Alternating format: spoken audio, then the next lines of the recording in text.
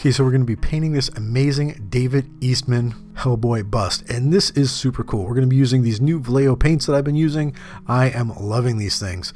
Now, starting off with just their base red with a little bit of blue and a tiny bit of black in it, just to knock it back because it was very, very bright. And if you're familiar with Hellboy, especially Mike Mignola Hellboy, which this is really looking like, we're not looking at bright colors here. We're looking at muted colors and darker type things. You can see how dark that dried. Now we're hitting it with some brown, and even though Vallejo paint really has some amazing coverage, I do water it down a little bit just so it goes on a little smoother. I will have to give this guy a second coat, and I'm just going to hit the base with some gray, and again we'll be adding some details later. This is just the initial sort of get the paint on. Okay, now I'm going to start adding some detail, and you're probably thinking that brush is huge and it is way too big for that. Yes, it is, but I committed and I went ahead and did it anyway. I will be going to a smaller brush later. Now, I want some sort of modeling to the skin tone. You know, your skin tone isn't always just one thing. You don't want just like, you know, red. So the base, I always start with the shadow colors, the deeper tones, and then I move up to the highlights. So now this right here is actually the red with just a tiny bit of blue in it. And you can see it's not as bright as it is right out of the package, but it's still pretty bright, and it's just still going to dry back darker.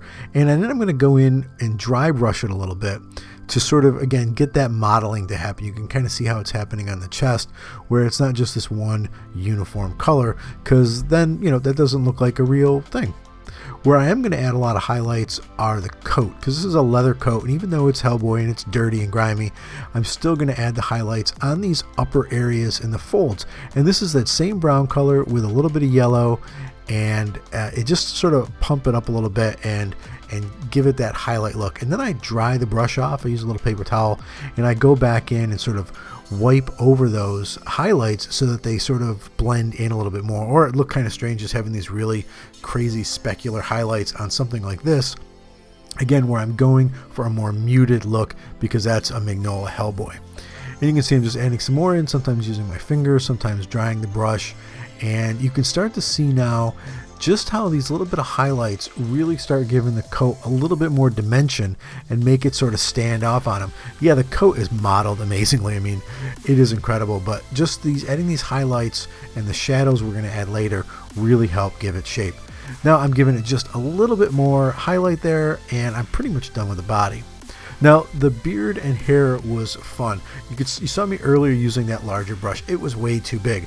But what I wanted to do was I wanted to have some areas that were a little white and gray. I wanted the red of the skin there, so that when I went in with this really fine brush and just a straight black, there would be some modeling happen.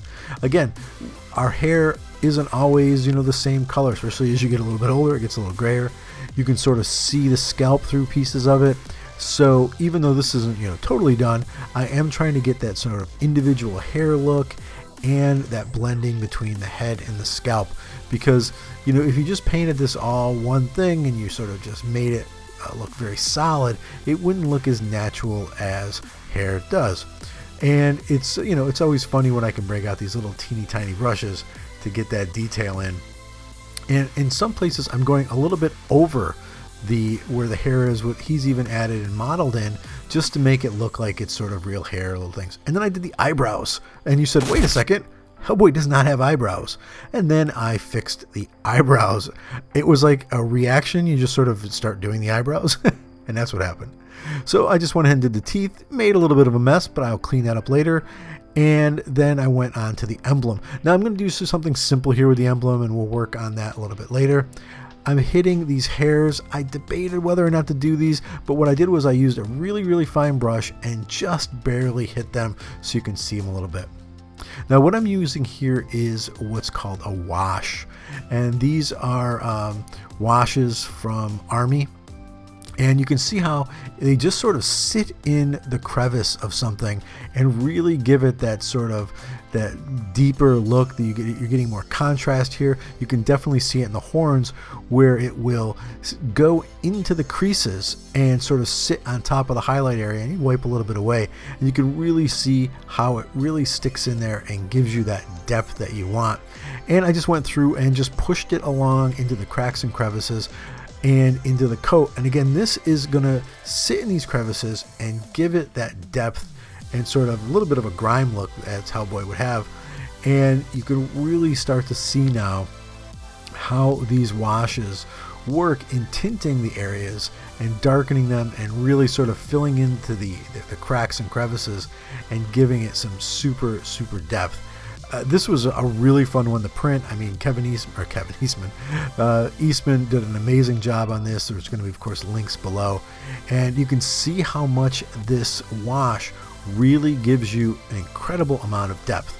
Now, the last thing I did was hit the back of the coat a little bit to sort of help those sort of creases and cracks look a little bit more natural. And then I knocked his teeth back with some brown wash because, I mean, those teeth were way too white. And here it is.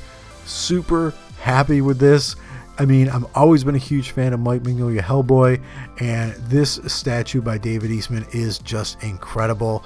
I loved painting this. It was super fun. There's some glowing eyes I added. Again, you can see how the chest is just, you know, not too overly dramatic in the hairs. And this was a real fun one. If you guys like this, the links to his models and his Patreon site, David Eastman's, is below. And this was a real fun one to paint. I really enjoyed it.